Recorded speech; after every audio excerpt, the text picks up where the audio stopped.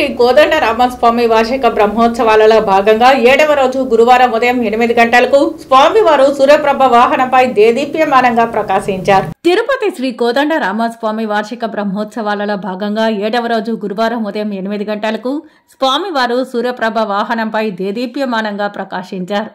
ఆలయ 4 మాడ వీధిలో వాహన సేవ వైభవంగా జరిగింది. భక్తులు అడుగడుగున కర్పూర హారతలు సమర్పించి స్వామివారిని దర్శించుకున్నారు. సూర్యుడు తేజోనిధి, సకల రోగ నివారకుడు, ప్రకృతికి చైతన్య ప్రదాత. వర్షాలు, వాటి వల్ల పెరిగే సస్యాలు, చంద్రుడు, అతని వల్ల పెరిగే ఔషధాలు మొదలైనవన్నీ సూర్య తేజం వల్లనే వెలుగొందుతున్నాయి.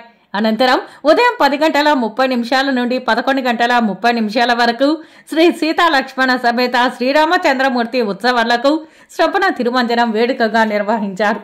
ఇందులో పాలు, పెరుగు, తేనె, కొబ్బరి నీళ్లు, పసుపు, చందనంతో అభిషేకం చేశారు. వాహన సేవలో తిరుమల పెద్ద జిఆర్ స్వామి, చిన్న జిఆర్ స్వామి, ఆలయ deputy EO Nagaratna, AEO Parthasarathi, superintendent Somashekar, Kankana Bhattar, Sitaramacharyulu, temple ఇన్స్పెక్టర్లు చలపతి, సురేష్, విశేష సంఖ్యలో భక్తులు పాల్గొన్నారు.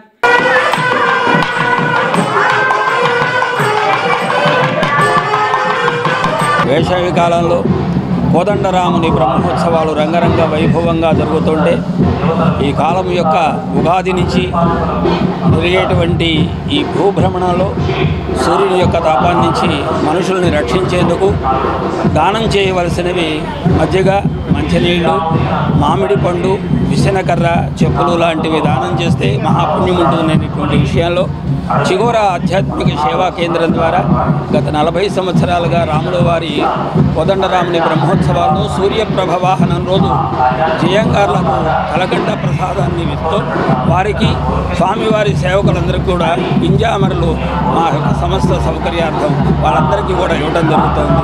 రాముడు వాళ్ళందరినీ కూడా జగద్రక్షకుడైన కోదండరాముడు ఈ వేసవ తాపం నుంచి ప్రజల్ని రక్షించాలని కోరుకుంటూ అందరికీ శుభాలు కలగాలని కోరుకుంటాం. ఓం నమో వెంకటేశాయ.